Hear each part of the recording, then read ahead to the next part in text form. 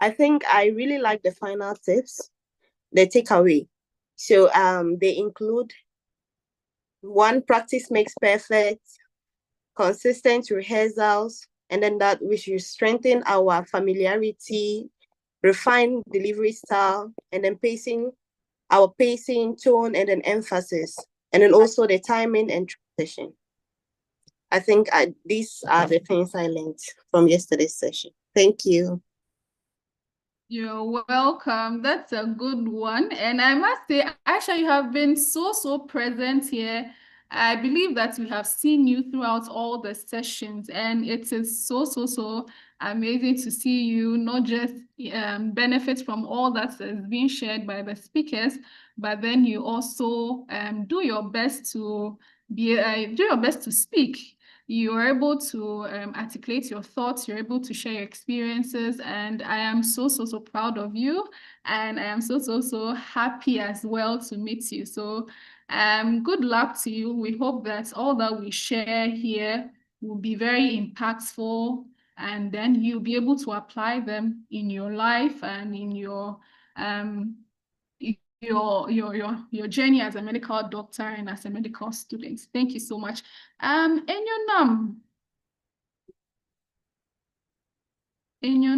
is having a challenge. So can one of us give us another introduction? You're welcome, Aisha. Can someone give us another introduction, another, thoughts, anything that you've learned so far and your expectations for today? And I want 2 more people so that I can start with today's session. Anyone. When you have such an opportunity, make sure you do not let go and take advantage. So I want anyone who is as brave. Yesterday, 2 days ago, we spoke about the fact that a shut mouth is a lost life. And then Ms. Jemima also said that a shut mouth is not just, a lost life, but then a shut mouth is a closed destiny or a shut destiny. So any one of us to share with us their expectations, introduce themselves, and what they have learned so far from the session. Let me hear you.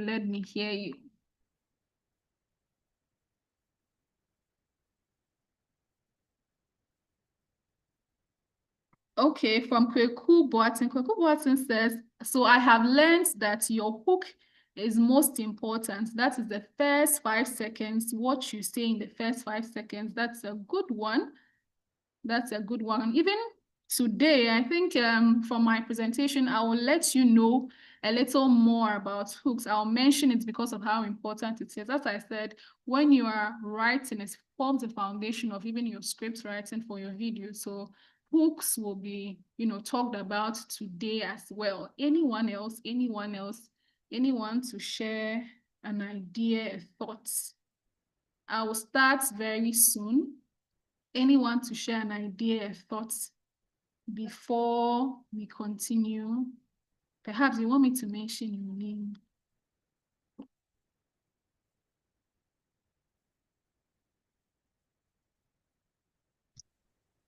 Hello. Hello. Hello. Hello. Good evening. Hello. Good Good evening. evening. Okay, I'm Edna. Good evening. So, evening. I'm Edna. It's Hello, good to can you see hear you, me? Edna. We can hear you Okay, loud and clear. I wanted to talk about one of the things we learned yesterday. So, she talked about the hook and said the hook is what you say within the first 3 to 5 seconds of your health content creation. So she said it's the most important thing. And then she gave an example like she uses daughter of Eve. Yeah, so that's what I remember from yesterday. That's also a very good one. So for you, one thing you have to understand is that the internet is very vast. A lot of, if we are to stop everyone from creating content on the internet and let you scroll and watch everything on the internet, I'm sure within your lifetime, you're not able to, finish it. So there's a lot on the internet. There are a lot of things on the internet. So if you want to people to stop by your content, to be able to benefit from your content. It is on you to grab their attention. It is really on you to grab their attention, because there's a whole lot to read, there's a whole lot to learn. So if you don't get anyone, if you're not able to stop people within their tracks, it's difficult for them to listen to you well. So the very first 3 seconds that they see your content, they should be able to stop and then listen to you, or you should be able to grab their attention. Anyone else? I want to do a few, give me 2 minutes. So before that, can anyone, let me choose someone here. I've seen Vincent. Vincent, can you share with us your expectation? Vincent will be the last person before I start my presentation. Vincent, can you share with us your expectations? You can introduce yourself before we start, and then we can go on.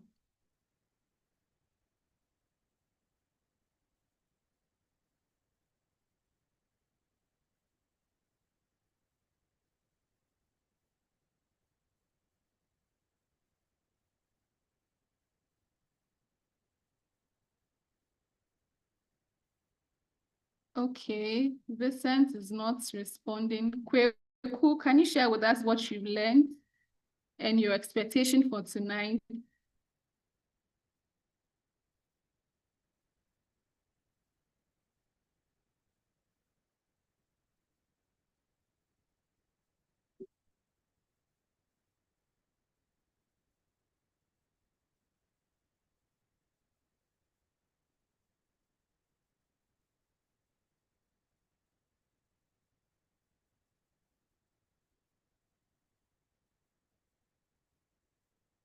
All right, so we are about starting. So in a few minutes, we will start the presentation. Can we all type in the group? If you are here, type in the group, we are live.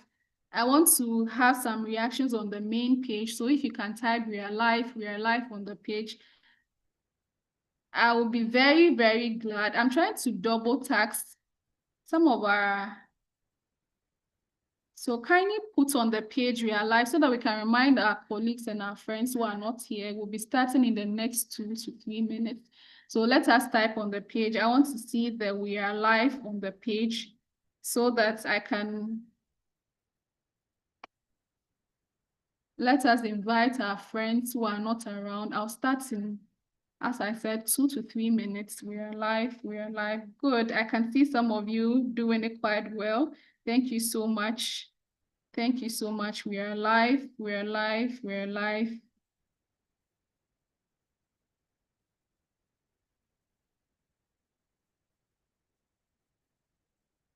We are live. Good. I can see your enthusiasm. So nice. Good, good, good, good.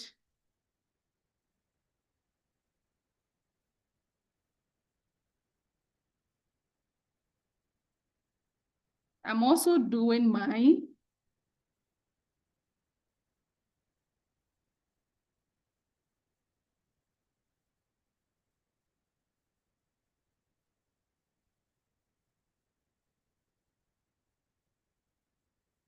Good. I can see some of you. We are live. We are live. We are live. We are live. Yes. We are live. We are live. We are live. Good, good, good, good, good.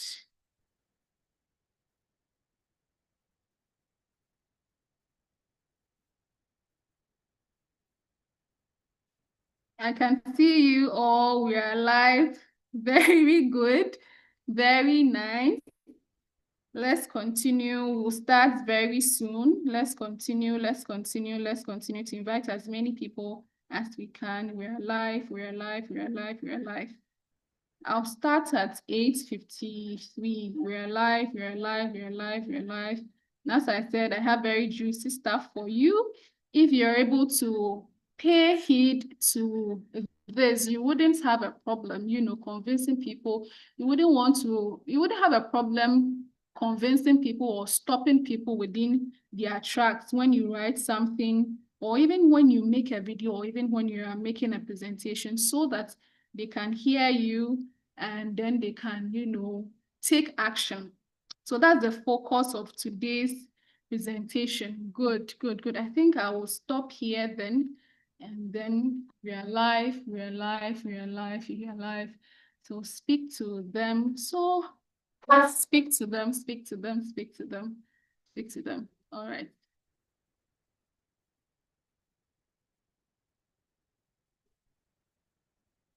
All right, so I promised you 6:52 or 6:53. It's time. So once again, let's stop the live and then come here. All right, so once again, thank you all so much for listening. Thank you all so much for your presence here. I really appreciate your presence here. And today I have so much in store for you. This is something that I learned, through my journey, on not just on LinkedIn, but then through social media. I've learned, I've been able to observe what is happening on the media space, on the social media, various social media platforms, and then applied it to my own social media platform. It has worked for me, especially on LinkedIn, where I have grown to more than 20,000 followers. And I believe that if you use, some of the things that I have learned, you'll be able to benefit greatly. It can help your brand. It can help your career. It can even help you also make impact, not just, for yourself, but then for our society as well. So once again, you're all warmly welcome. I welcome you all to today's session where we wrap it all up. So thank you all so much for being here. And I hope that you benefit. This one will be a very good, good one for you. One more thing, can you see my screen? Okay, all right, so once again, you are warmly welcome. So today I'll be taking you on health content writing, health content writing, and because I want to engage you, kindly type in the chat section or the chat box. I will be engaging you a lot. I'll be asking you a lot of questions so that you bring your mind to what we are learning. It's so practical. I like very, very practical things so that it's as practical to you as possible. So today we are learning health content writing, and I am Dr. Benedicta Hayford. I am president of RTC Foundation. RTC is the reason why we're all gathered here today, and this is the program or training which is sponsored by the RTC Foundation. Aside the RTC Foundation, although my work at RTC Foundation, I'm also a second-year house officer. In Ghana, we have housemanship, which is basically junior doctor. So I'm a junior doctor at the Eastern Regional Hospital, where I am undergoing my obstetrics gynecology rotation. Aside my work at the hospital, I am also the co-founder of EB Mestors Ghana, where we provide health instruments, stethoscopes, suturing kits, all of that for medical students and then medical doctors to work with for excellent delivery of healthcare.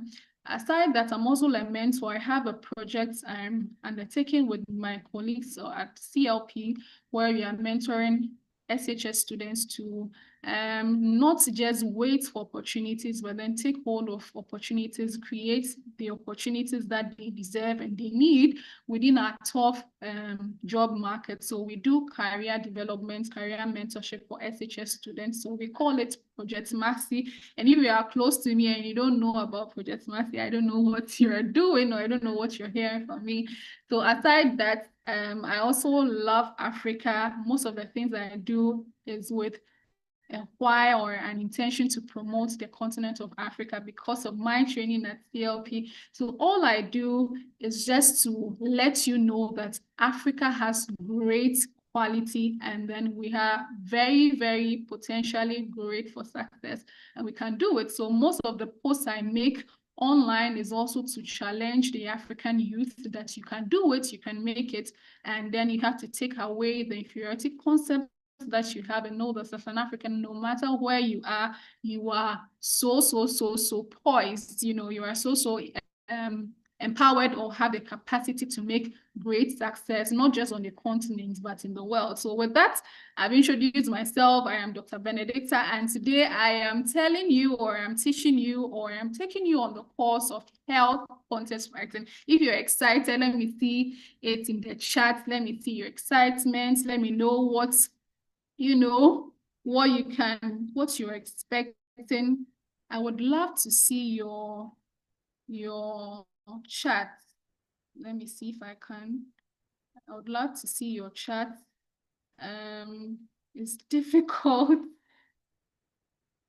Difficult. Okay. Okay, good. Can you still see my screen? I think I can see your chat now. Can you still see my screen? If you can see my screen, just say yes. Just say yes. Okay, good. So now I can see your chat, and then I can see you can see my screen as well. Good. So health content writing. So I sent this message on the page a few days ago as I was, I'll tell you what I was doing on the page at that time. But then I sent you this particular sentence. I saw it on someone's feed. A creator was sharing this particular information. It caught my attention and I put it down, and I want to throw it to you. What do you think? Let's make it a debate. The creator said the internet rewards creators and destroys consumers. I want to see, your thoughts. So I want to see two people for each. Either you are, okay. Are you for or against the motion? I want two people to unmute, and then if you are for, if you are against the motion, think about it. Does the internet truly rewards creators and destroys consumers? Don't be too quick to agree. At CLP, well, I'll be making reference to CLP. At CLP, we're taught that, don't take information face value. Think about it. No matter who told you, whether the president said it or not. So Kweku said, I am for. Okay, Kweku said, I am for. Please give your reasons. I don't like just yes or no answers. So give me your reasons. Why do you think that the internet rewards creators, but then it destroys consumers? I want two people to tell me their thoughts. Unmute and then tell me your thoughts. Why do you think the internet is rewarding creators, but then destroying consumers? Yeah, hello. Hello, we can hear you. Hello. Hello. So I am for the motion. Why I say so is that here is the situation where we find ourselves. The internet, especially TikTok, YouTube, and all that, pays those who put their content up there. So the more you get subscribers to view, especially when you monetize it, you are going to get rewards for it. But then the other question comes in, what am I putting up there? Now, looking at the situation now that everything at all is on the internet, whether being positively created or negatively created is up there. Children of all or people of all ages are able to just move in there to view. For example, in a bad light, like pornographic, is a creative that is just put on the internet, but anyone at all can just go. The regulations with the internet are limited as it stands now. So someone can sometimes you just go to be like, are you 18 years? Even if I'm less, I will just type yes. And then I go have access to that. And that is actually going to kill me if I'm not with that age standard. Now, the other part has got to do with bundle and internet purchase and then all that. I'm losing to view all of those things. And then the person who is at the other end is rather gaining from it. So that is it. I'm for the motion. Okay, good. So, Kweku, that's right. Kweku brought to the light the fact that those who create subscribers, followers, they're able to monetize it. And then the destroying consumers, he talked about the fact that because there's a whole lot for you to see on the internet, some of them are actually bad, and then you can, can destroy you as well. Anyone against the motion? Anyone against the motion? You don't have to agree with me. You don't have to agree with me, Or this is not even mine. Anyone against? Okay, Aisha said I'm against it. Good. Aisha, what do you think? Why are you against it? Okay, I'm against it because in as much as people do bad stuffs on the internet, there are a lot of people who benefit from the internet. Taking myself as an example, I study a lot from the internet. So I'm benefiting from the internet. And then everyone cannot be a creator. Without consumers, creators are nothing. So if creators are also benefit, even though how do I say it? So consumers, they benefit as well as getting the bad stuff from the internet. So you cannot entirely conclude that consumers are not benefiting or consumers are being destroyed. Another thing is that I think it depends on the consumers. So some benefit from it and some do not benefit from it. So it depends on you. So in view of this, you cannot just conclude that consumers are being destroyed by the internet. Thank you. You're welcome. You're welcome. That is a good, argument as well. And the world is all a match or a fight or battle of ideas. So even as Aisha said it, but still, I want to know some of your comments. I want to know some of your comments. So if you are here and you are for the motion, you can just put it in the chat. You may not necessarily speak, but just put it in the chat. I want to see what you're thinking. Are you for the motion? Do you think the internet rewards creators and destroys consumers, or it is the other way around, or it is a totally different, ball game altogether? I'm not seeing your chat, so I want to see. What do you think? Don't just be an observer. I don't like people who just spectate. I want to know what your thoughts are. Whether the internet rewards creators or it destroys consumers.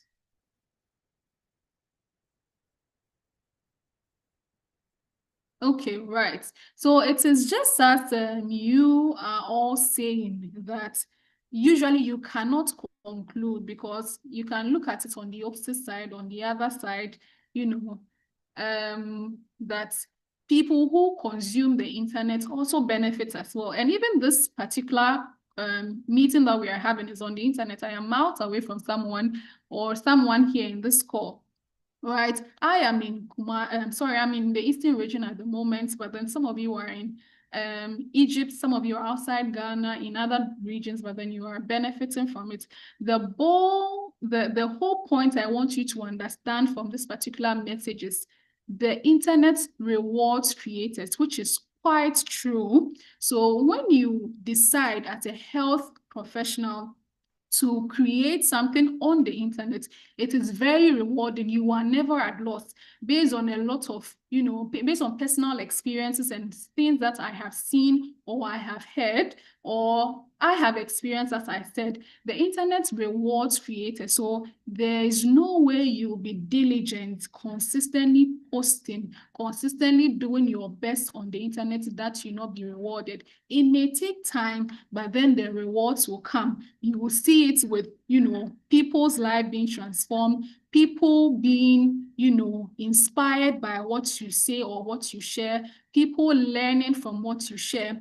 The aspect of consumers, which says that destroys consumers, it opens your minds to the fact that there's a lot on the internet. So even as we are telling you through RTC, telling you health professionals to take advantage of this creator, aspect of internet, the fact that you can also put something on the internet tells you that people are also destroying others by putting wrong stuff on the internet. And yesterday, Dr. Onette mentioned something which I think is very worthwhile that we have to, partake of and then take advantage of it. She says that if people who are not, who don't know the right health information have the audacity, the confidence to create something and put it online, how much more you, a health professional who has gone to school for 6 years, for 4 years, will say, oh, I am shy, I am too busy and all of that, and not create or not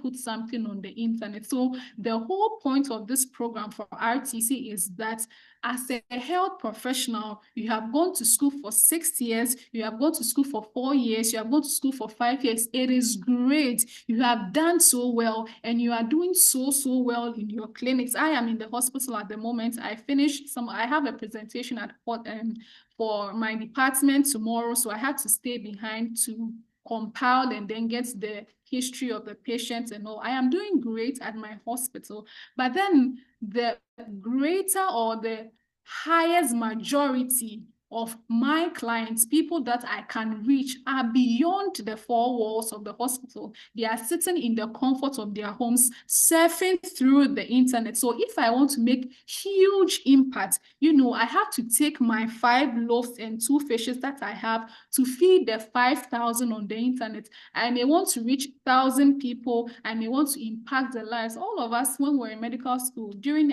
our interview, they asked, what do you want to do, or why do you want to become a medical doctor? And a lot of us said that I want to impact lives, or I want to save lives. Truth is that people you want to save, they are not only in the hospital. You have very, very minute percentage in the hospital. A lot of them are in their homes. So if you truly want to make impact, you have to go to where the people are, or where your target audience are. And today we are privileged to know that most of them are on the internet. So if you want to reach your people, if you want to reach your target audience, if you want to truly care about people that you don't want people to have hypertension, if you truly care about people that you don't want people to have diabetes, if you truly care about people that you want their skin to be good and, have the best of the best skincare, have the best of the best, hair or nails or whatever, you have to reach them where they are most. Very few of them come to the hospital. And so this is our challenge to you, at RCT. We want to challenge every health professional who we have here, that your target audience, your 5,000 to feed, are not in the hospital. They are not only in the hospital, but they are outside the 4 walls of the hospital. So make sure you become a creator, a creator on the internet, not just to, as I said, I wanted you to appreciate the fact that when you become a creator, it is rewarding. And then it destroys consumers, because your target audience are being destroyed by false information, which are preached to them by quack doctors who just want money for their drugs, who are selling and then are so consumed by their wealth, but they don't care about your client. So this is a challenge to you. The whole point of Communicate Health Impact, impactfully, is to challenge every healthcare professional who come into contact with us, or who come into contact with this RTC program, that your 5,000 to feed are outside the hospital. They are on the internet. So if you truly, sincerely want to make an impact, you have to start, or you have to be on the internet to speak with them. And you do not even need much. So before I continue, or I start with, the whole health writing, I'll share with you my journey, especially on LinkedIn. So I started being savvy with, health content writing when I finished school. I finished medical school in 2023.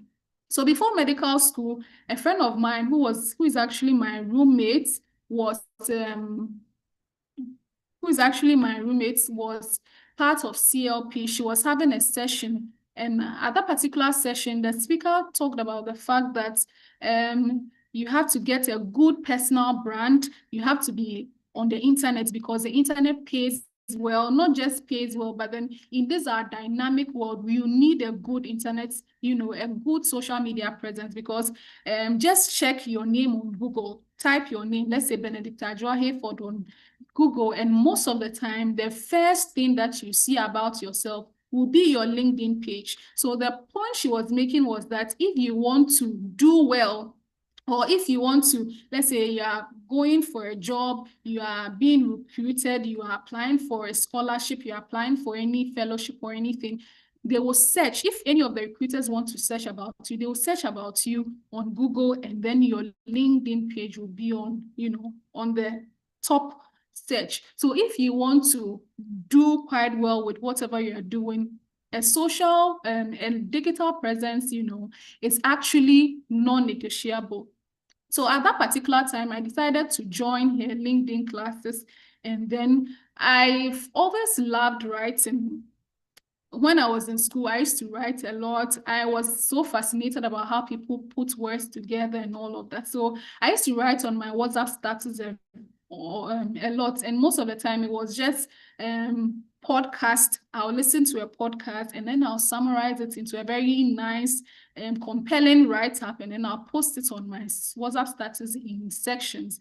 And I realized that people really liked it. I had a lot of good, feedback from people. So when I started with LinkedIn, I realized that LinkedIn was very writing friendly. So if you are a good writer or if you like writing, LinkedIn is very friendly with writing. So you don't need to go and buy a camera. You don't need to have a setup. For me, who was quite camera shy, even who was quite camera shy, I didn't need to get a camera. I just needed my pen and paper and quotes. I would just write something which is compelling and I put it on social LinkedIn, and it was very rewarding for me. I was even shocked because I think my first post or second post, it went viral, over 1,000 reactions and all. And I was like, oh, okay, this is something that I can do more with, because it was just so some of you, when you were in school, medical school, so we used to say ebefa to encourage ourselves. If you know about that, you can just, type, let me know whether you know about it. Ebefa, you see the way our trends are, like it got sometime something will be really trending and then it will die down. So at my time, this word ebefa was trending, and then this word afapapa. So afapapa was there. So ebefa, like when you are in a tough situation, you are learning, it's not going, you are learning for exams, you go for OSCE, and then the teachers or it doesn't go on well for you, tell yourself, or someone will tell you, ebefa, Charlie, ebefa, Charlie, ebefa. And then after, your examination results come, and then you're all excited, you tell yourself, afapapa, or you and your colleagues, you say, afapapa. Afapapa means it has source, or it is now working, or it is, how do I say? Yes, it is what you expected has truly come to pass. So I made a narrative about it, that from ebefa to afapapa, and talked about the whole fact that once you're a medical doctor, you are celebrated about 3 times. You are celebrated when your results come, you are celebrated during your graduation, you are celebrated during your oath swearing. And LinkedIn is so achievement driven that, when people see achievement, they just hooked onto it. Good, good. Thank you so much, Kwame. Kweku said afapapa means it has manifested. Yes. So from ebefa, it will manifest to afapapa. Good, good. Thank you so much. So that is where, because LinkedIn, gave me that, oh, you've done well, because of that virality, I decided that, I can bring the writing that I used to do on my WhatsApp, bring it to LinkedIn, and it worked very well. So a lot of people were just liking, people related to my content very well. So as I was on the platform, listening to my initial point was that I'm just going to learn about, other things aside medicine, because I didn't want to be boxed just in the medical field. I wanted to explore. So I'll go there, read people's content or post about their fields, and then I'll learn it. So through my learning on LinkedIn, I realized something, that there was something called copywriting. I want to highlight. There was something called copywriting that I had no idea prior to that what it meant. So I realized that a lot of good, thank you so much. I realized that a lot of, I wanted to know the essence of LinkedIn. Why are people posting? Are you just posting to encourage us? Because I even added this one-to-one post that some of us, our essays that we have in school, we don't even read it. You are told to read and write an essay. You don't spend so much time to write your essay. So why are people spending time to write on LinkedIn? My point was, I'm just bringing my writing on WhatsApp here. But then I realized that people were doing, top creators were writing and all of that. So I wanted to know what the whole point of writing on LinkedIn was, because I realized that I searched and it said that LinkedIn was the biggest or one of the global markets, in the world, or one of the biggest global markets. So if it's a market and people are just writing, what at all are they writing? So in my search, I saw something called copywriting, or I discovered something called copywriting. Before I talk to you about health writing, I want you to know a little bit about copywriting. That will be the basis of what I'll share with you today. So if you see anyone on LinkedIn, typing, they are trying to promote something. They are not just typing for free or sharing good ideas for you for free. Most of the things that they are doing is what we call copywriting. So copywriting is simply, the process of writing persuasive marketing and promotional materials that motivates people to take some form of action. So all the things that you see on social media, on LinkedIn, on Twitter, on IG, the whole point is not just to entertain you. The whole point is not just to write you something. It is called persuasive marketing, or it is marketing. So if you see a top creator on LinkedIn sharing with you something on LinkedIn, at the point or the central idea is that they are selling to you something. They are selling to you the fact that, oh, they are good at what they do. They are selling to you the fact that if you need a problem, you can come to them. They are selling to you a narrative about themselves that they are good in their professional field. And so that is the whole point of copywriting. So I had, it was like an eureka moment. So this is what it's all about. This is what the whole point of LinkedIn, the whole point of writing, the whole point of even video, because the videos that people make, they are selling to you a thought. They are selling to you an idea, so that at the end of it all, you will buy their product, or at the end of it all, they will promote something to you and you will take an action. So after reading their content, you take an action, like maybe you buy something, you click on their link to go and check their profile, or you donate to a cause. I remember when I was so active with RTC blood donation, we had a blood donation earlier this year where about 102 people donated blood, which was quite good. So during that particular selling to people, please come and save life, at the point of it, my whole idea wasn't just to write. I used to write on my WhatsApp status a lot. I used to share a lot of things on my LinkedIn. The whole point was not just to tell you that we are doing blood donation. It was to convince you that this is a worthy project that we are going on. So please come and, partake of it. So when you sit down to look at social media, when you look at your IG, don't just look at it from, any other points. Look at it from a copywriting perspective, that they are selling to you something, right? They are selling to you something. So IG, someone will share a very nice video at the end of it. So the copywriting, you may not need a whole book.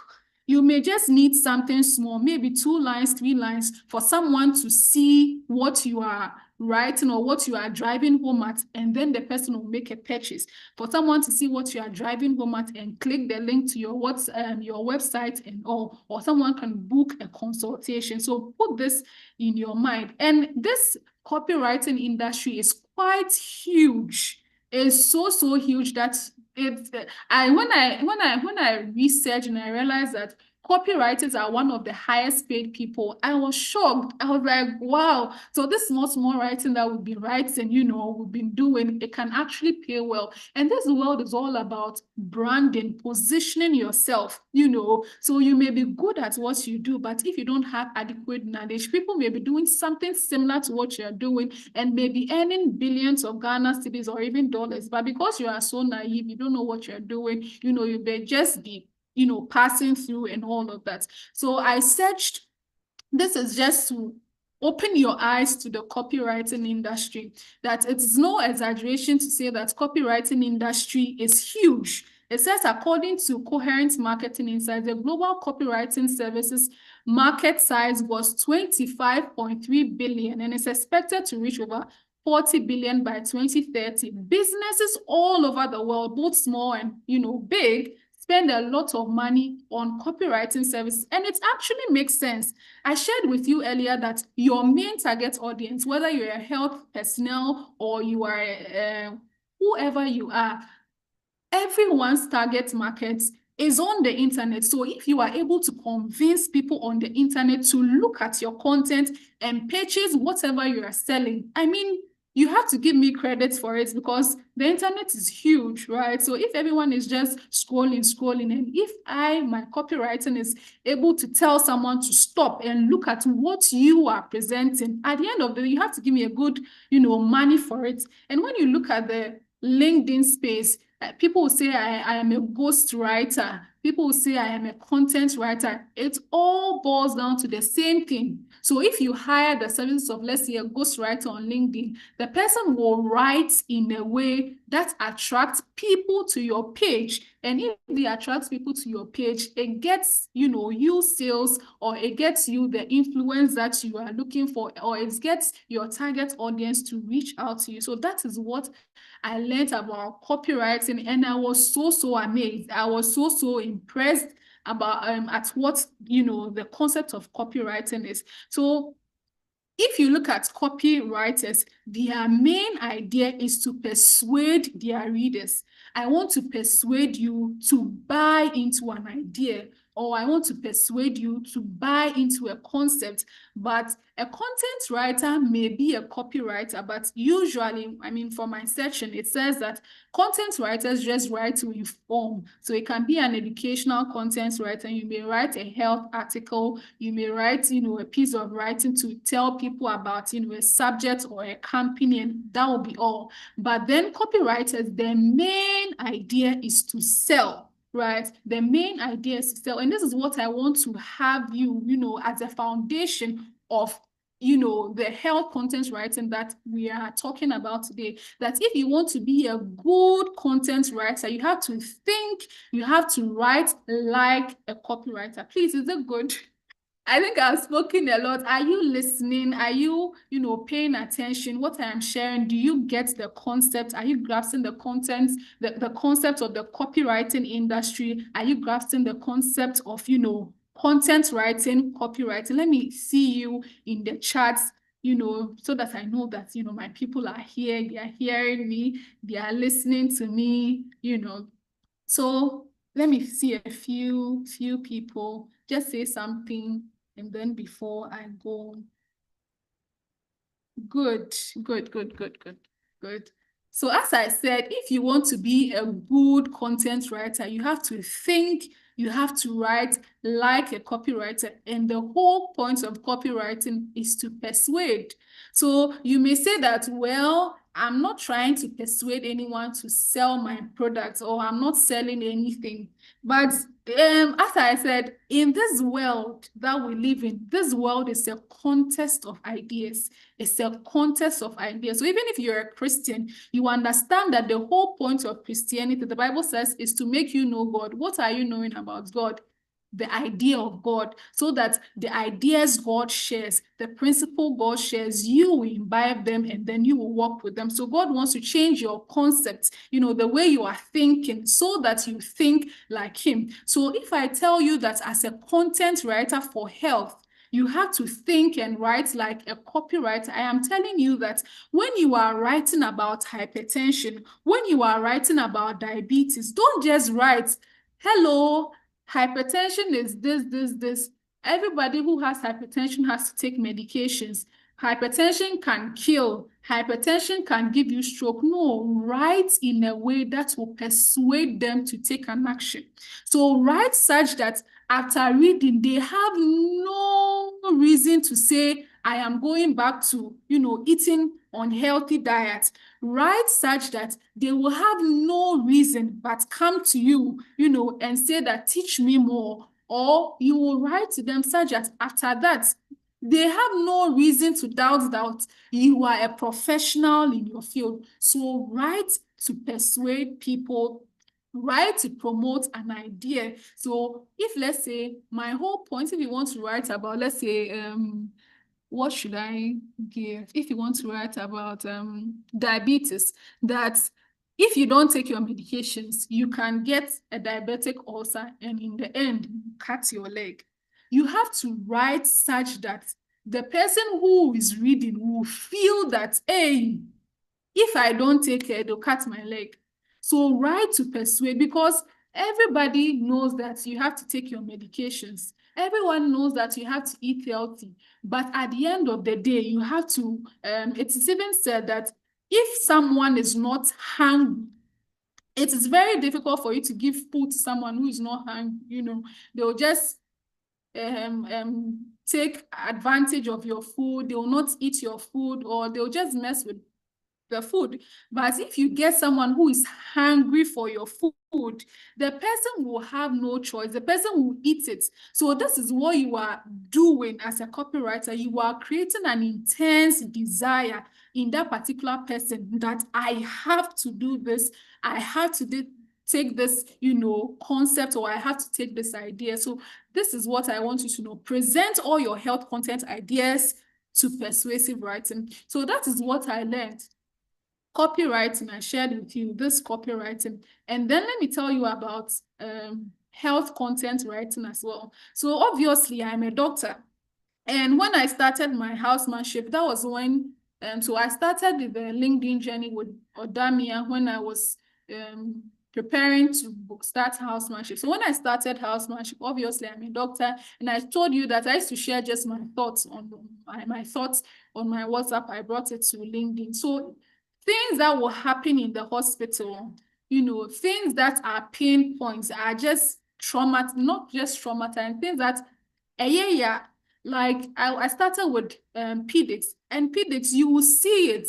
Mothers will come, they've given birth to like 7, and they are pregnant, and they have a child who is sick, and they are unable to afford for the child. You will speak with the mother, have interactions with the mother, and you get to know that she's in no way taking good care of these children. You will speak to the mother, and you realize that the father is nowhere to be found. Meanwhile, she has 7 children. So these were the things that used to bother me. And then I'll come and write it in a nice way on LinkedIn. These were the things that I think I used to.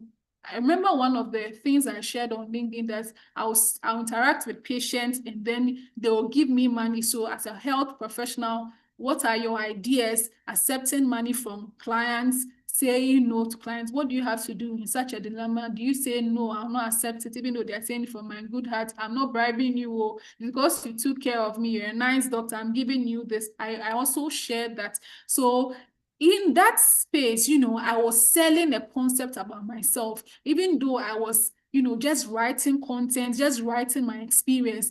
At the core, you know, as I said, at the core of it was content writing. I was persuading my listeners or my readers that I am a good health doctor. I am a good doctor, because if you are treating people and they are giving you money, what does it mean? It means that what you are doing is actually good. I mean, your clients like you. So even though that wasn't the intention, at the core of it, I was selling a narrative about myself.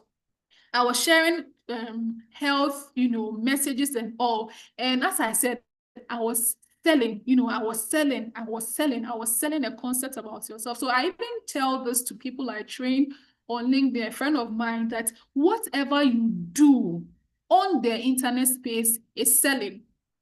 Sorry, I am very entrepreneurial in my communication, because now I do business now. So forgive me if you're not so business enthused, or you're not too enthusiastic about business. But whatever you share, whatever you tell, even the communication I am speaking with you now, I am selling to you a concept about myself, that this particular topic, if you give it to me, I can do well at it. So if I do well to communicate with you how to write well, I have sold to you a concept about myself that's, oh, Benet is a good, you know, communicator. Benet is a good at what she does and all of that. So what you post on the internet the writing that you post, the pictures that you post, the consistency that you exude, all of them sell an image of yourself. It shows people that, oh, this person is very passionate about Africa because she likes talking about Africa. Oh, this person is very passionate about healthcare or skincare.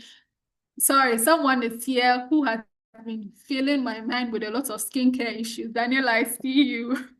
So if you are if you are sharing a lot about skincare, it tells people that, you know, you are passionate about skincare. If you are sharing people about good messages about LinkedIn, so whatever you are doing is actually selling. So at the core of my health content writing was telling people, giving people a narrative that I am good when it comes to health, or I am a health expert. So it didn't take a lot for people to start contacting me. Please, we have a health message. We want a guest speaker. And then they'll contact me. I'm very to myself, shy and all of that. My friends say I'm not shy anymore. So so yes, so it didn't take long for people to start connecting me, you know, come and do this, come and do that, come and do that, because through my writing, I have been persuading you. If I share something, it's all persuasion. So if you are here and then you are not writing well, you are here, anything you post, you are selling a concept about yourself that we know, you are a beginner, you know, you need more training. If you are not writing well, if you are not doing your work well, you are selling a narrative about yourself that you need more practice, so we have to teach you well. So back to my story, what the simple act of writing, you know, did for my career, it's built my brand, you know, as a personal. So it built my personal brand as a health expert. And I mentioned to you, a lot of invitations were coming, come and speak on this, come and speak on this. I told you earlier, and to myself and all of that. So I didn't want, initially I used to tell them, and I was like, Liverpool, I just finished medical school. I wasn't even the best in my class, but the best in my class, they are not receiving these invitations. I am the one receiving these invitations and all of that. So because of what I had sold to people about myself, they saw me as an expert, and it opened up, you know, a lot of new opportunities for me. So I am here with you, talking to you about all of these things. These things I never learned in medical school. No teacher stood in class to teach me about these things, but these are the things that are pushing my medical career forward, and it's giving me a lot of clarity about my medical path, you know, teaching me how I am passionate about public health as well. I'm also passionate about, you know, health communication and all of that. And these are the things, as I said, I didn't learn in medical school. It was just a simple act of writing and then following, you know, taking the steps, taking it a step at a time, a step at a time. And it has also helped me with personal growth, because most of my friends is the Benet they knew, when they see what I am doing on the media, speaking and all of that, they don't believe it, because this is not how I was. I am the introvert, typical shy girl who was just being a corner and all of that. But when I started with LinkedIn and I was getting these opportunities, people invite me elsewhere and all of that, at a point I said I couldn't turn them down anymore. So I decided to learn through it, especially with public speaking. I wasn't a very good public speaker. I would just, you know, I didn't want any of that, but through growth, you know, I am seeing myself improve and improve and improve. I am not an expert yet, but then I have seen significant improvement in what I am doing, because I decided to take my writing further. It also contributes to public health. So in as much as it's building your career, it is also helping others. I remember I've shared about CES, cesarean sessions, and the kind of, you know, messages people had been sending me. I mean, they were so, some of them, I get encouraged, because I thought this is basic health information that everyone should know. That is the point. You go to school to learn to learn a lot of things in 6 years, and so they become second nature to you. But the one who has been doing his, you know, economics, communication and all of that, they don't have an idea what, you know, health concepts are all about, the basic health concepts. So just one simple idea, you know, can help them.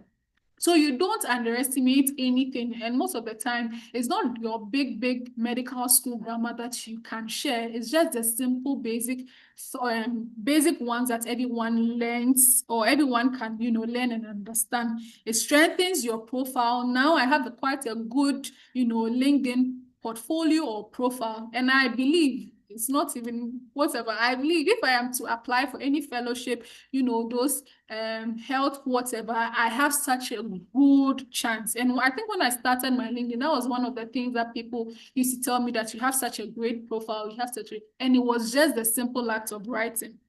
It supports your business, it supports your side hustle. Because of my following, it gives you such influence, it gives you such people respect you, especially when you are sharing very helpful things online. People respect you, even though they have not seen you before. They see you and then they give so much respect to you. They open up opportunities for you. If you are selling something, it's quite easy for them to convince them that this is what I am bringing on board is equally good, because they have seen your track record, based on what you have been doing online. So it can support your business as well.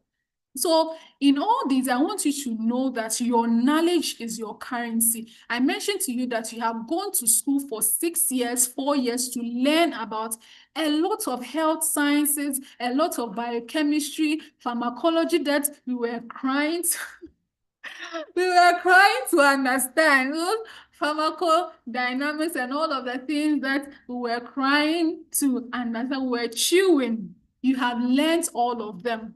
The simple ones, bring it online. The simple ones, teach people about it. It is your currency. It can give you all that I shared with you concerning my own journey and your unique experience, your experiences that you have at the hospital. They're your unique advantage. I remember when we were in medical school, and then you see, we used to call them interesting cases. They are rare. We used to tell ourselves that someone will bring a very rare condition, and we'll say that it's a very interesting case. We've not seen it before. Let's go and see. Let's go and see. All of us will go to the ward. We'll go and see that one patient. And you see a lot of people coming to talk to the patient. The patient will be tired. So as we are going, we are like, this is an interesting case.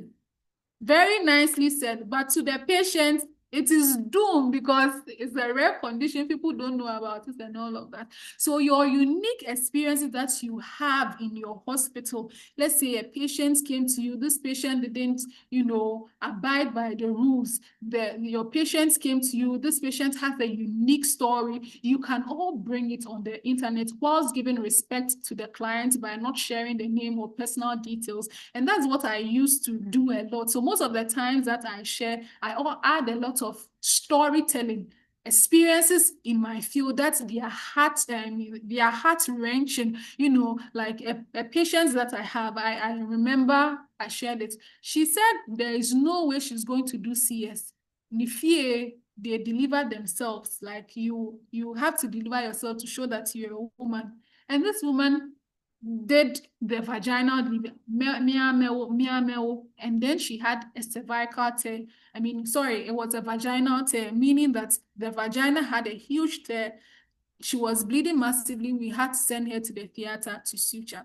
So with this one, if you are, have such an experience, it can be to your advantage that you share to people to see the severity or the seriousness or the urgency of your, of your story. If you come and tell people that, please, vaginal delivery is very good for you, but if the doctor says cesarean section is the one for you, please don't argue, go for the cesarean section because it's life-saving.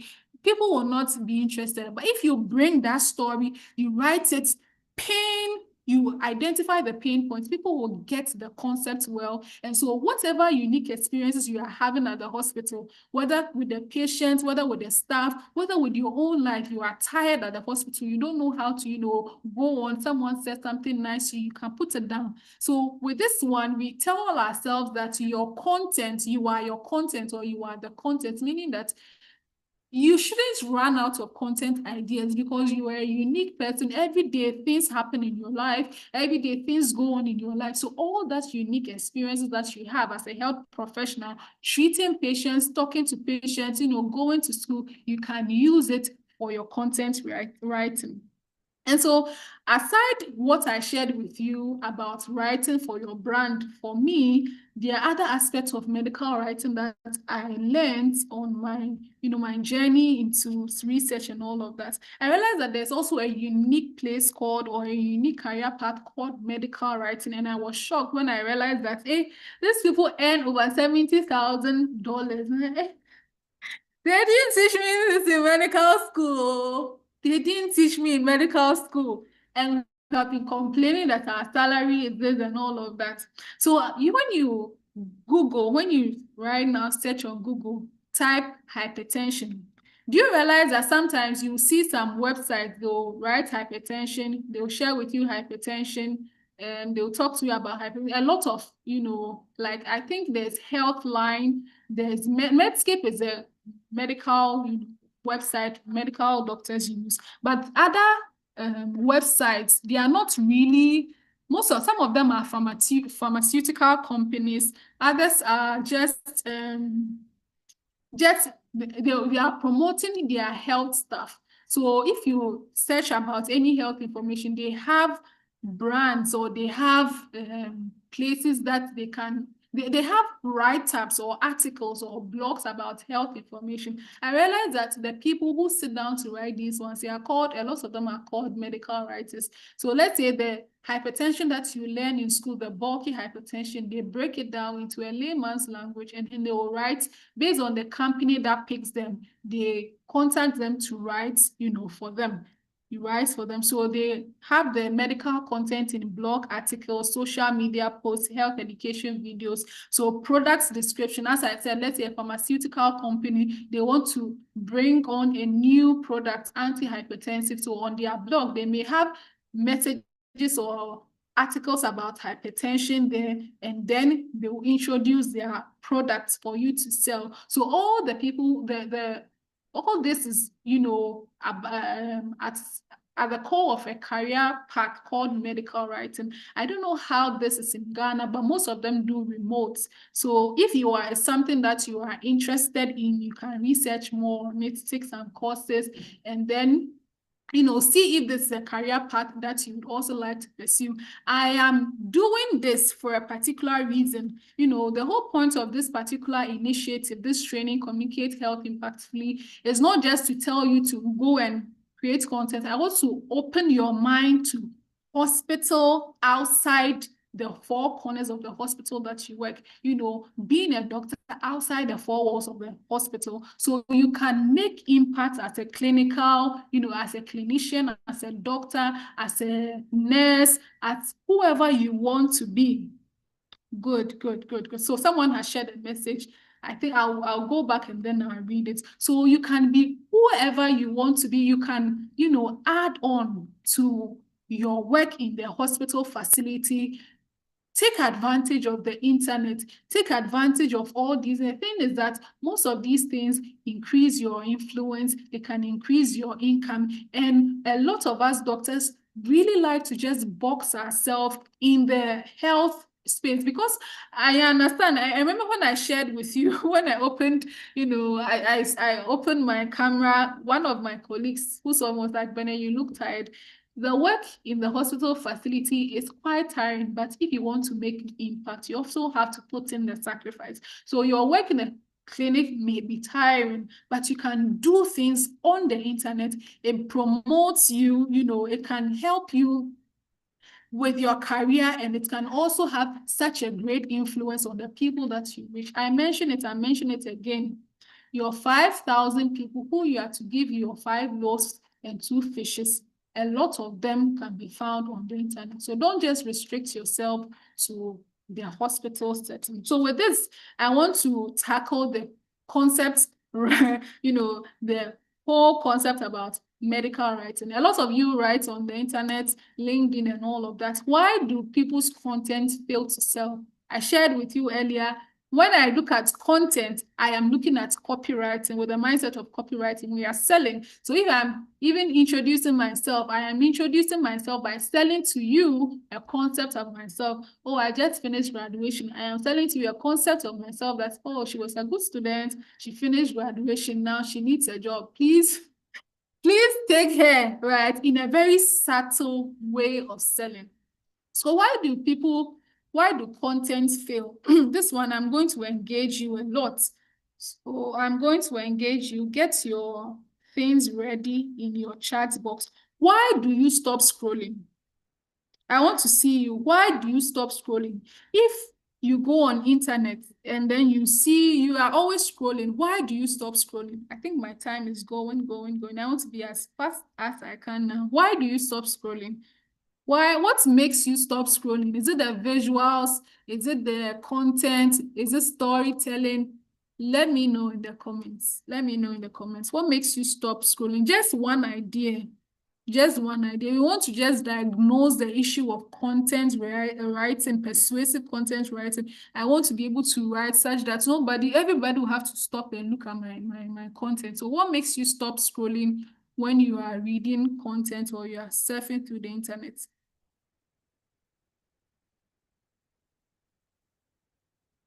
Yeah, I can't see your post or your chat. Oh no. Okay. Aisha says the content. Okay. Anyone else? Why do you stop scrolling? The hook. Good. Good. Daniela said the hook. Anyone else? Why do you stop scrolling? Why do you stop scrolling? Why do you stop scrolling? The hook and sometimes the person's name. If I know you, oh, okay. That's one aspect of selling. People don't just sell products, they sell the person behind the product. And that's why Cristiano Ronaldo will hold the phone and within minutes it will be said the phone is sold out. Not just because the phone is good, but because of the person behind it. So truly, people sell, you know. That's another one. Okay, it grabs attention. Someone says the caption. Good. Anyone else? What makes you stop scrolling?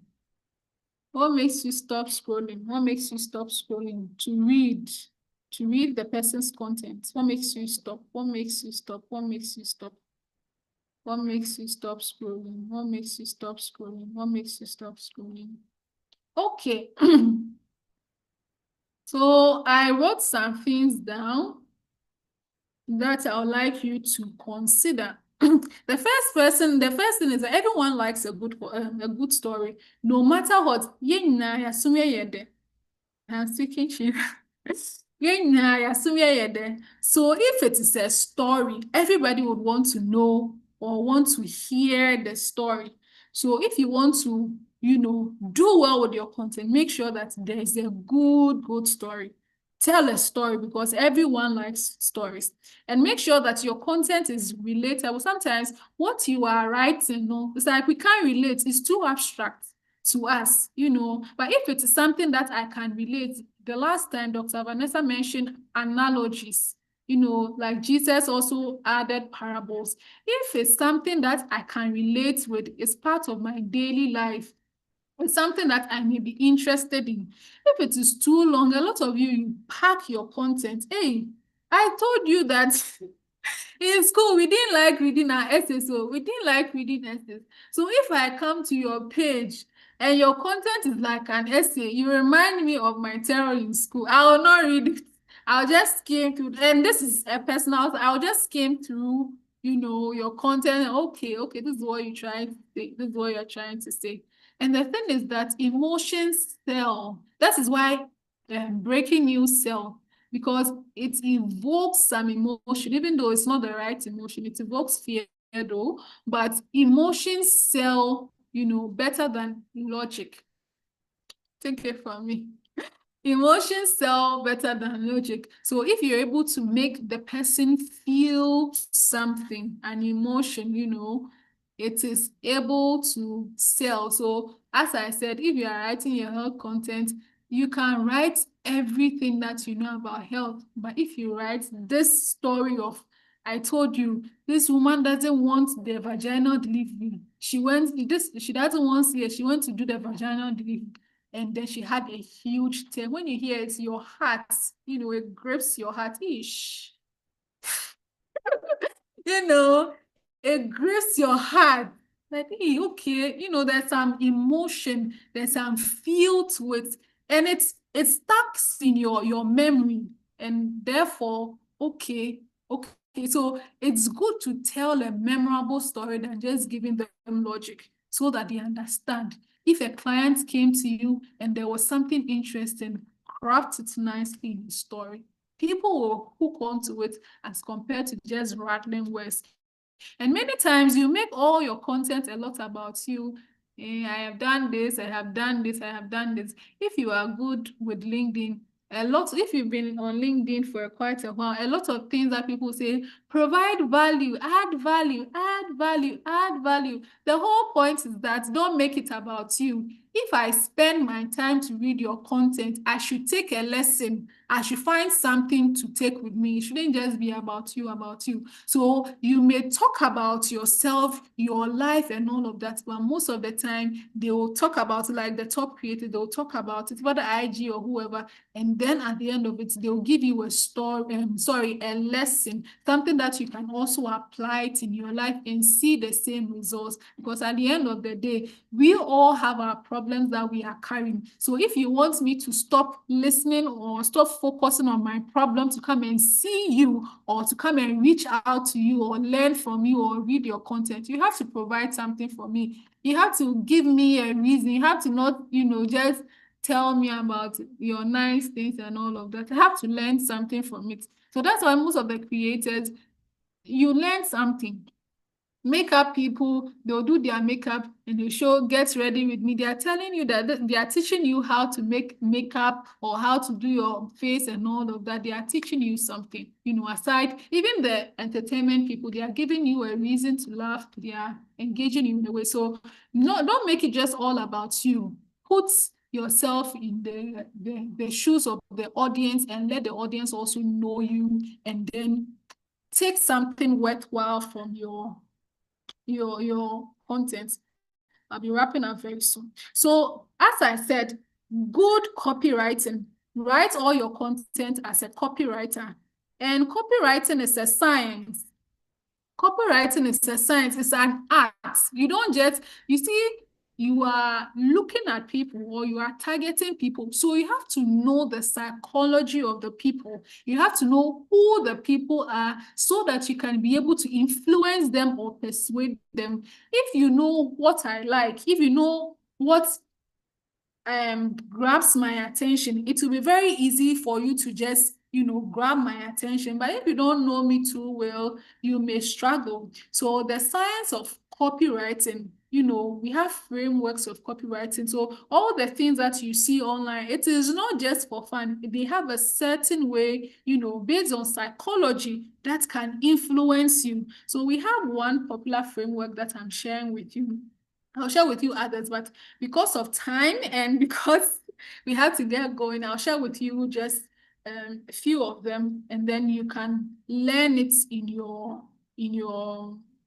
content writing. So one of them is the problem agitate solution. The problem agitate solution is simply identify a client's problem. I have to tell my friends, my people I train, on personal branding, that everyone in this world has a problem. Everyone is preoccupied with his or her problem. Even as you are listening to me right now, you have your own problems, finance problems, relationship problems, school problems. Some of you want to Japan, but then your GRE, your things are not adding up. You are looking for a school and all of that. You have your problems.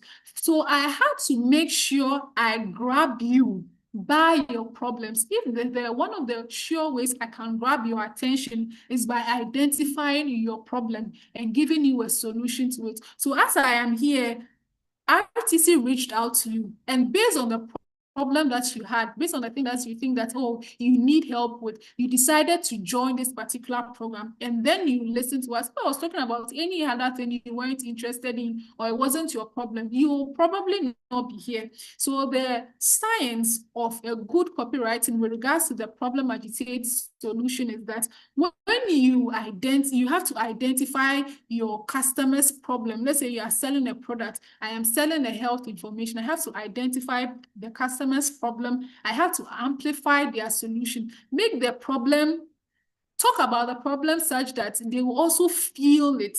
And then the end one, you present your products. So don't just go out and say, I sell toothpaste, I sell toothbrush, but talk about the fact that maybe you didn't brush your teeth, and then you had mouth odor and all of that.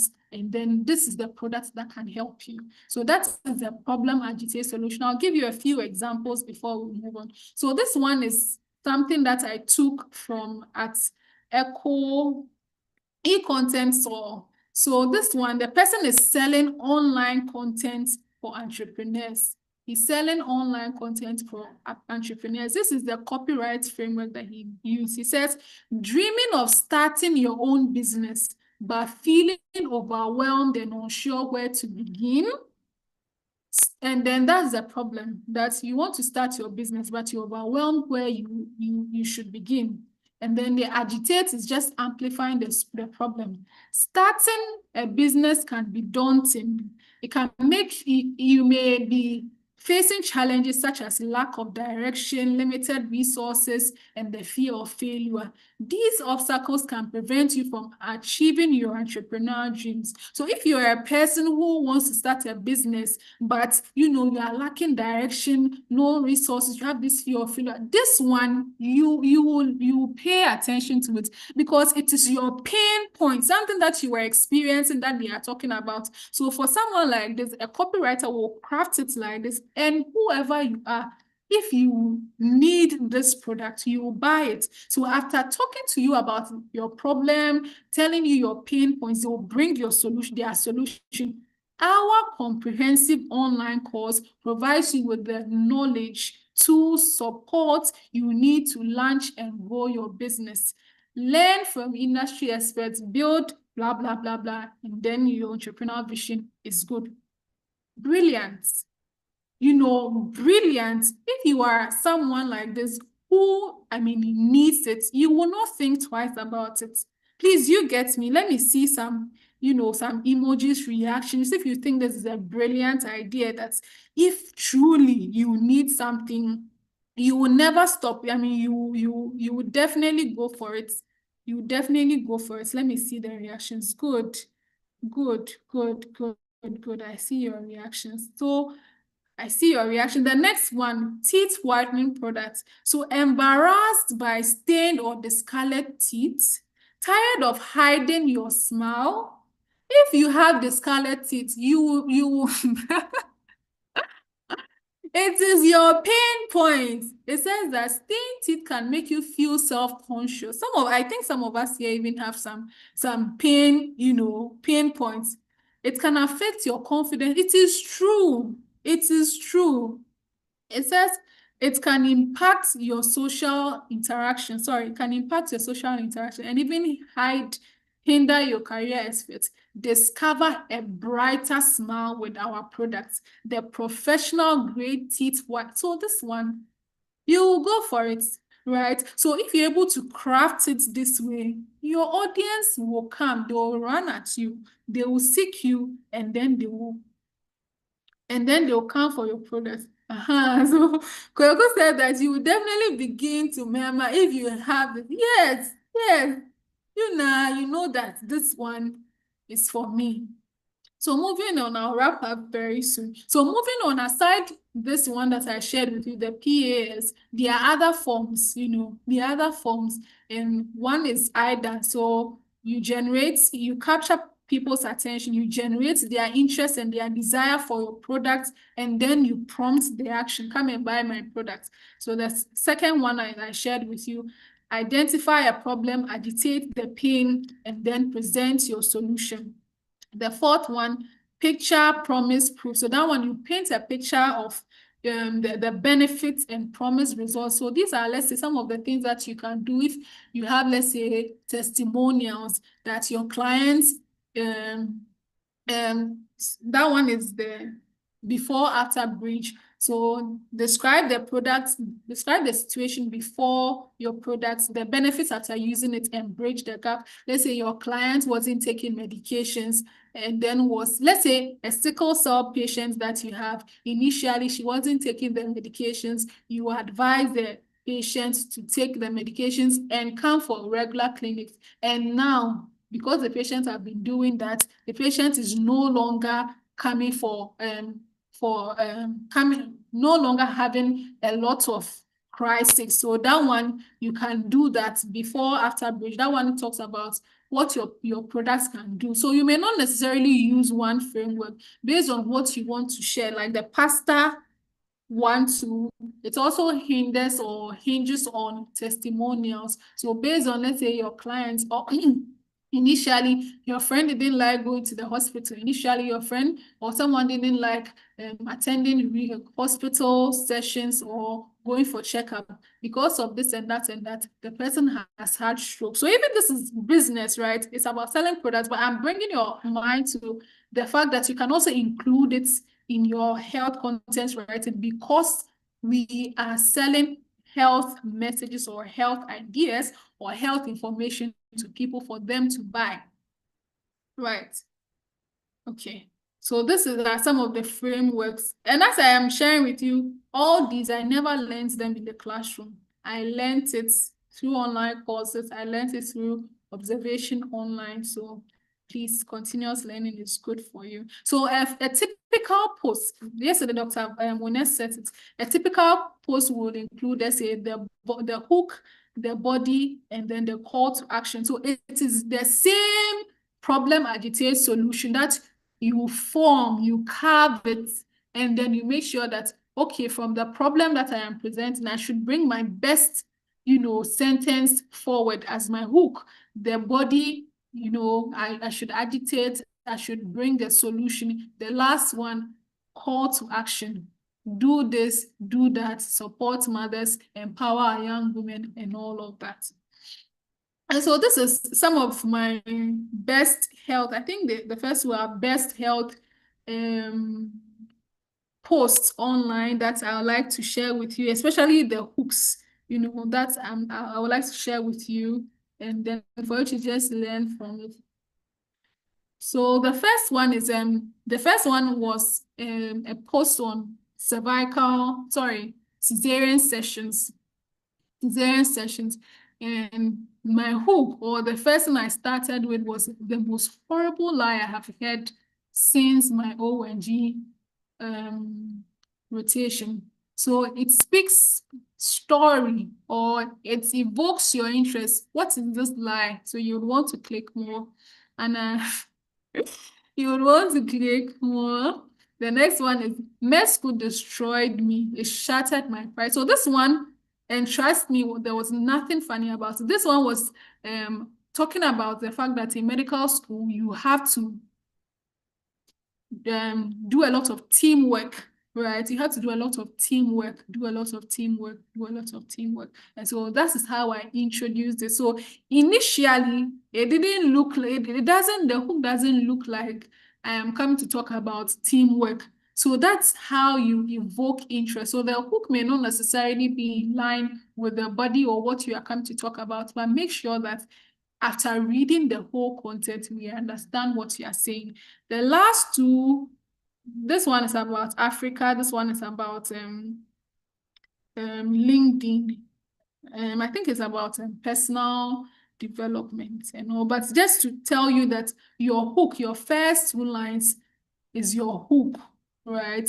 And in video, it will be the first things that you say. You make sure that it is something that grabs attention. So most of the time, people will say that introduce yourself, or you're writing personal branding, you're introducing yourself. Someone will just write, hello, my name is, and the person will write it, or introduction of self. And then, I mean, we can do better, right? We can do better. So don't just write, Teamwork pays. But you know this well too. I remember I coached one medical doctor on LinkedIn, and for him, he was very simple. I coached him and all his quotes were very simple, and all of them went viral. All of them, either 1,700, impressions and all. So it's also reactions. It also depends on how you present it. So you may decide to go with the simple route, but make sure that it is something that you would be interested in if you saw it on someone's feed. So the next one, Dr. Vanessa spoke with us. I want to share with you some of a post that she made that I think shows the problem agitate solution very well. So she started with, wait, alcohol can cure cholera. So this one is something that she saw online. It says, sounds outrageous, right? That's exactly how I felt when I read this on TV 2 weeks ago. In the middle of a cholera outbreak in Ghana, misinformation like this spreads fear and confusion. The wrong health information could cost you and someone you love their life. This is why I am here. I simplify health information so you can take advantage or so you can take decisions with confidence and not fear.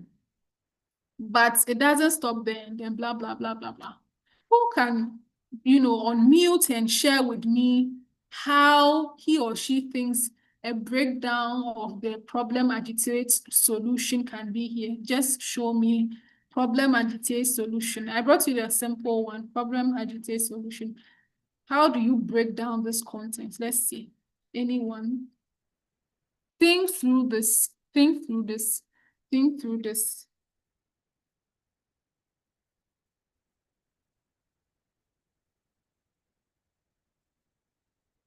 Anyone?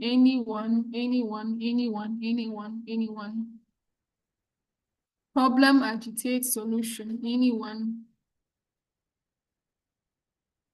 Hey, should I call? If you are not able to tell me, then I don't know whether you understand what we just shared or I've spoken a lot. Anyone to unmute to tell me what they think, the problem agitate solution. I read it and I was like, I was looking for content that shows it clearly, especially health content that shows it clearly. So I decided to bring this one. Oh my God, let's see. Okay, so I'll that try. we can... Good, thank you. Okay, so I think the problem is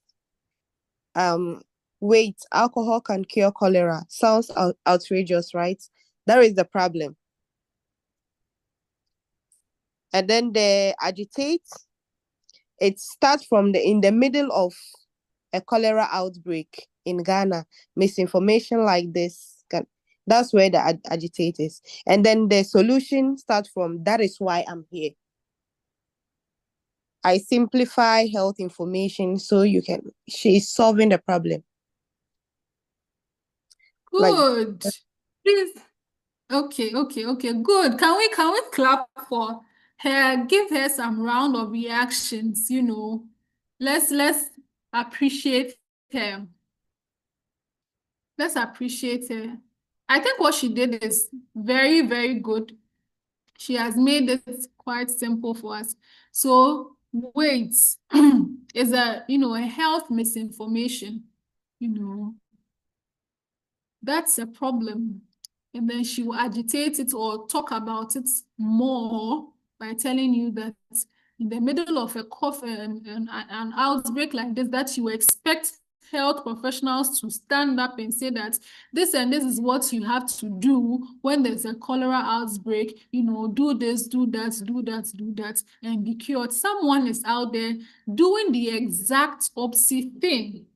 And then she'll come here and tell you that my solution is here. So this is so creatively written. Someone would have written, hi, my name is Dr. Benedicta, and will tell you that I am a health professional. I do this, I do this, I do this. But she decided to present it in the problem agitate solution framework, which is so impressive.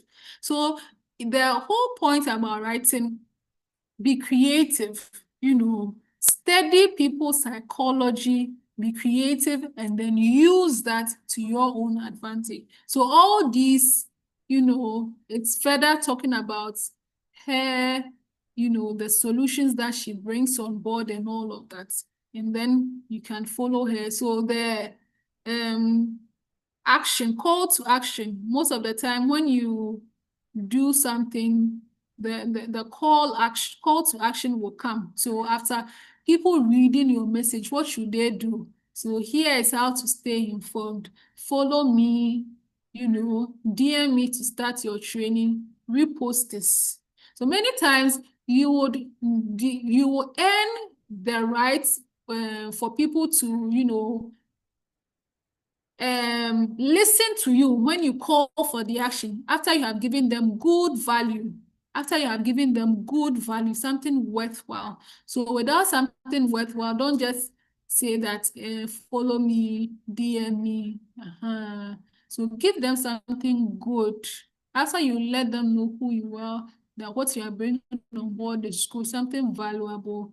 It's difficult to say no when you tell them that they should follow or do something or take an action.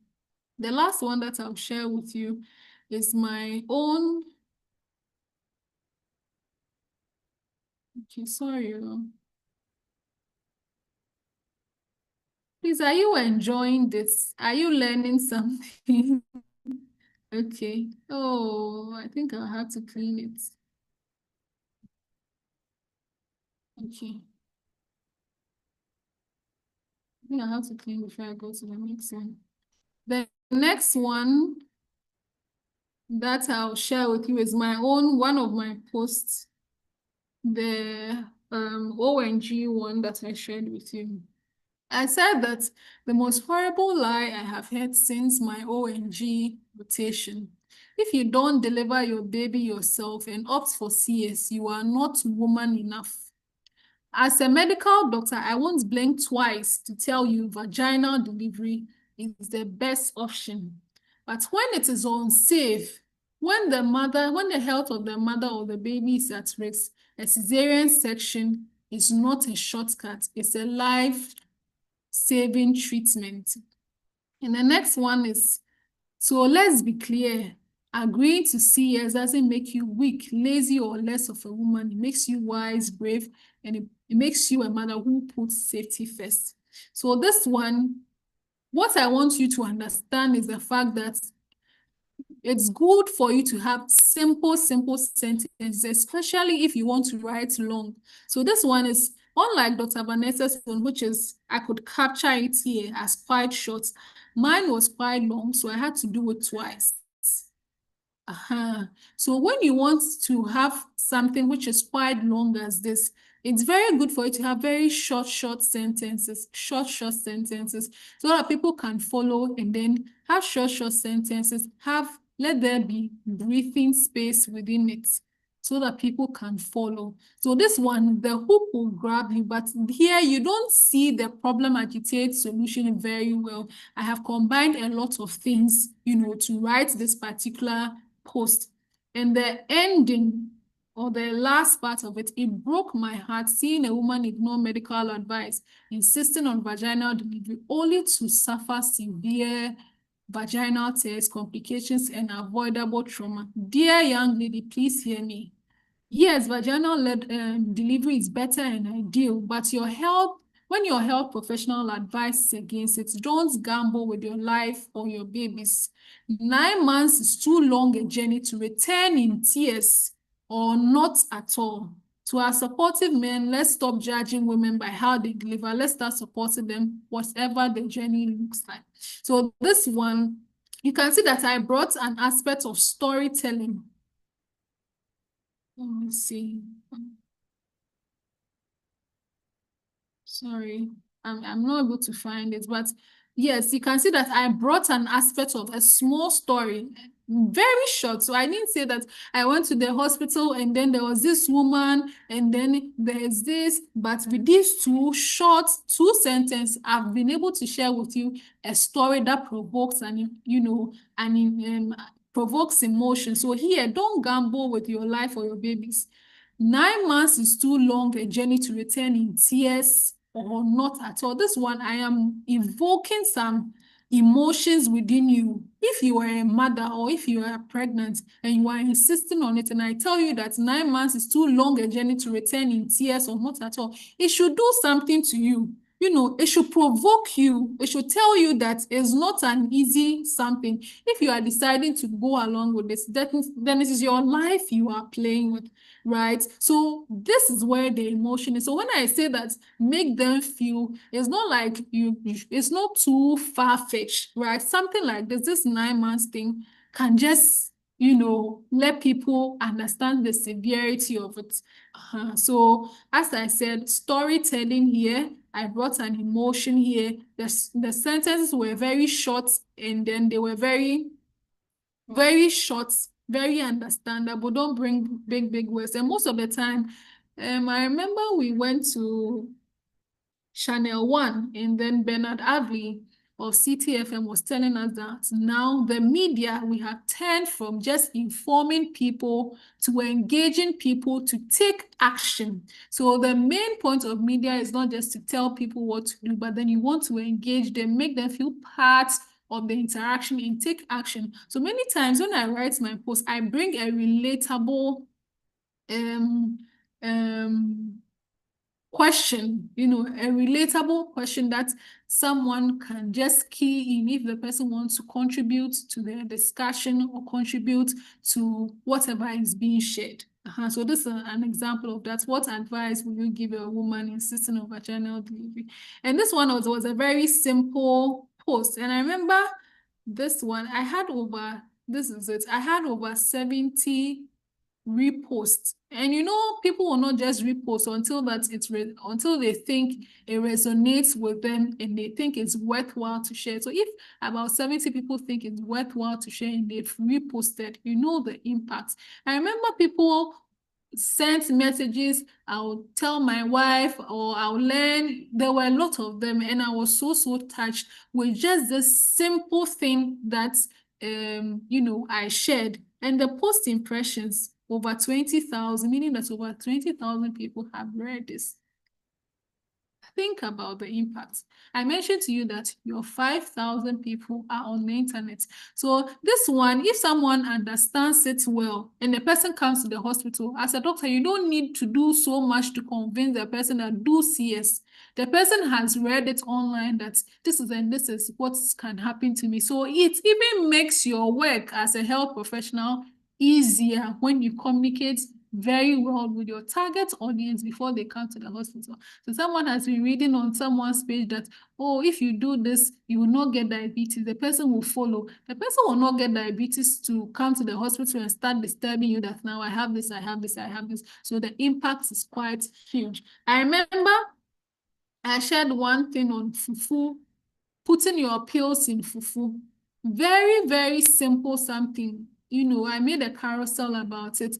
And same thing, it went viral. People were DMing me. I remember someone shared with me that he or she wants, it was a he wants us to collaborate on a research to research on it properly about how when you put pills in fufu and banku, it can delay mechanism of action and all of that. I was quite busy then, so probably in the future we'll do that. But I remember I had that idea when I shared one post.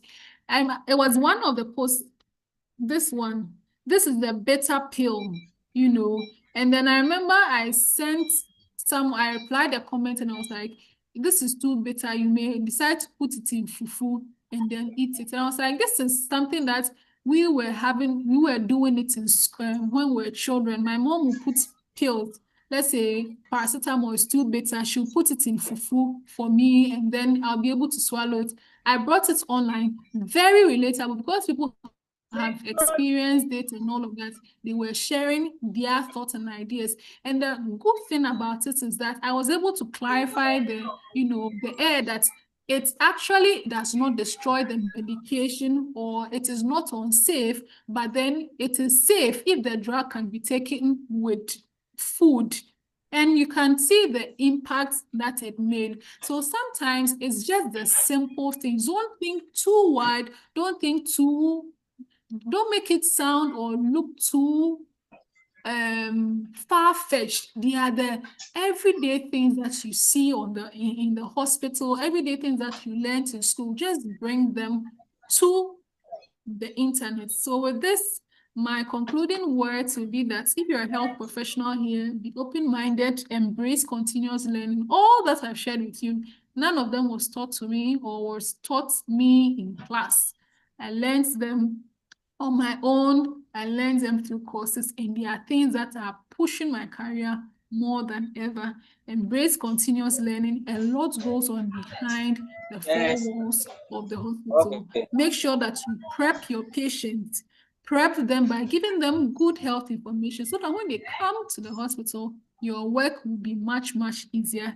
And all that you do, whether you are speaking to people, writing content, listening to people. So even the message that I shared with you the first day that I spoke to you about RTC, the first day that I spoke to you about this program, it was all with the idea of copywriting. So even though I am not very vocal, I am not very someone who has high energy in person, on WhatsApp, I tried my best to engage you as much as possible, because I knew that there's transference of energy and all of that, which is also part of selling and all of that. But in conclusion, make sure whatever you are saying it to persuade. The world is a contest of ideas. If you are sharing an idea, make sure you understand the psychology of the people that you are sharing the message or the idea with, in order to persuade them, for them to buy into your idea. So with this, I end my presentation on health content writing. My name is Dr. Benedicta. I'm president of ITC and co-founder of EB Mesters Ghana. Thank you very much.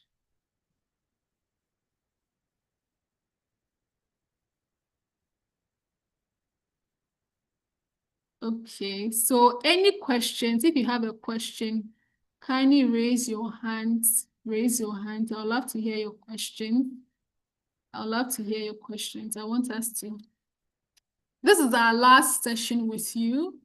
This is our very last session with you. So the next session afterwards, if you want to engage in the practical sections, you send your name to Elizabeth. We'll compile them. We'll organize practical sessions for you, where you have speaking sessions. You'll be, let's say, guest speaker. You guys will look for a health topic, and then you be a guest speaker where you have a health presentation, and then some of you will be engaged in health content writing, where I'll have the privilege to also look at what you've written, whether it's, I'll correct it as and when I can, and then some of you will be privileged to engage in video content writing according to your abilities. So take advantage of whatever we're presenting to you. If you truly, take advantage of it, it will transform your career. So I'm still asking for questions. If you have questions, let me hear them before I say goodbye to you.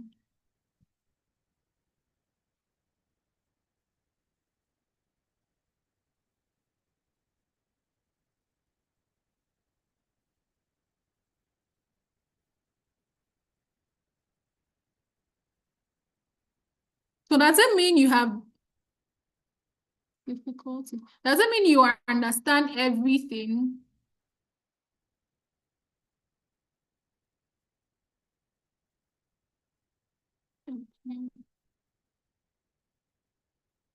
Okay. Anyone with a question? Question. All right, so if there are no questions, then I will be moving for the closure of this particular meeting and presentation.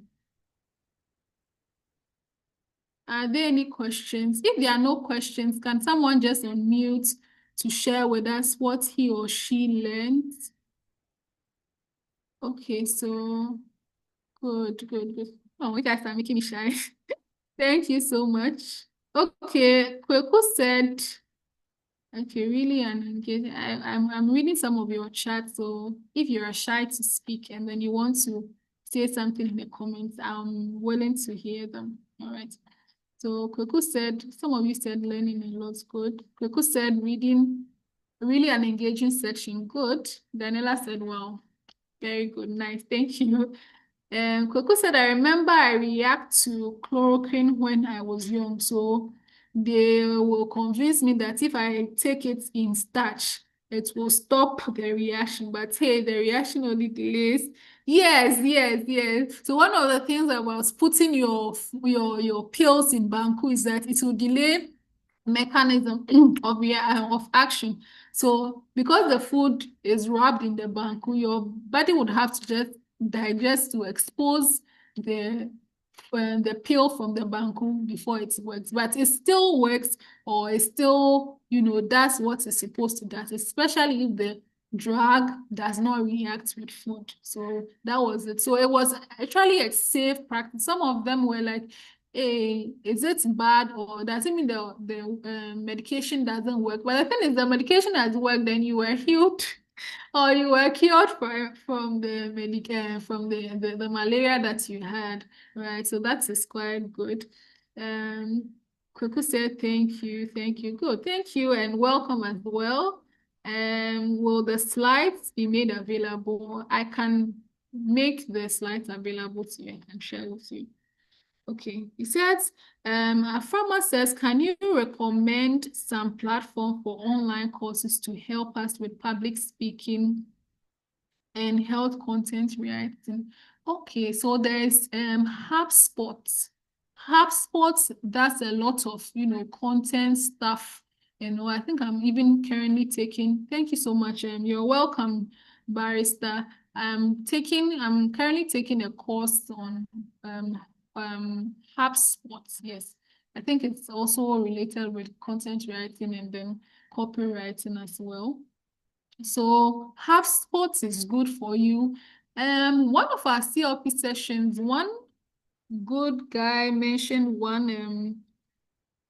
I'll share with you later. It is an online platform that creates a course for anything that you want to learn. So you just go to the website and then you say that you want a course in, let's say, public speaking or whatever. It will just share with you that particular course. If you are diligent and then you undertake or undergo that particular course, you can do so much good, with that particular, you can do well, right? So as for online courses, there are a lot. Some of them are paid, others are free. So your own, I mentioned continuous learning. I'm saying a lot of these things, again, not because I learned it in school. So when you look at something online, like you've been on LinkedIn, people are creating content. There are a lot of big content. Do you think it's just writing that they like writing? They are selling something, Blossom, Chika, and all of them. Just study the platform. You're on IG, people are doing this. Just study the platform. You have a lot of knowledge. Sorry, if you leave me to talk, even though I am very unassuming, I can talk a lot. So I remember I shared one post that African mothers never complain of unemployment, that a marketing woman will say that so they'll stay home and do nothing for 2 years. I was like, it's not true. Like, it doesn't happen. They will find something to do. They'll go and do petty trade. They'll do something to find a work to do. So how much more you that you have learned and you are now an university graduate, you think you went to school to learn all the big grammar and all the algebra, and for 2 years you have stayed in the house unemployed, doing nothing, doing absolutely nothing, and you think we should praise you, we should applaud you, or we should blame the government, whilst your illiterate mother has been doing petty trade to fend for you and your brothers and your sisters. So it's no excuse. Once you have gone through school, once you have the internet, you have no excuse to say that I don't know something, I can't learn something, I don't know, I don't have a job. There are remote jobs everywhere. Learn, search, research. That's why you have a phone. So the points that we shared, that the internet destroys consumers, it is here, right? So you can make the internet work for you if you are very wise and if you are very smart. So the health content writing, the courses, there are courses all over. Just search. It is, you are 1 minute away from getting it. And then the only thing is just a search, just search, just ask people, right? So thank you so much, Aframa. Anyone else before I run away? I have another presentation. Anyone else? Anyone else? Anyone else? Anyone?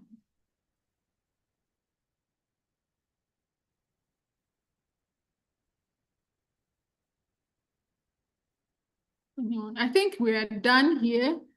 I don't see anyone with a question. So with this, I want to say thank you all so much for joining. We're so pleased that you learned something, and we hope that you use this information. It helps you in your career. It helps build Ghana.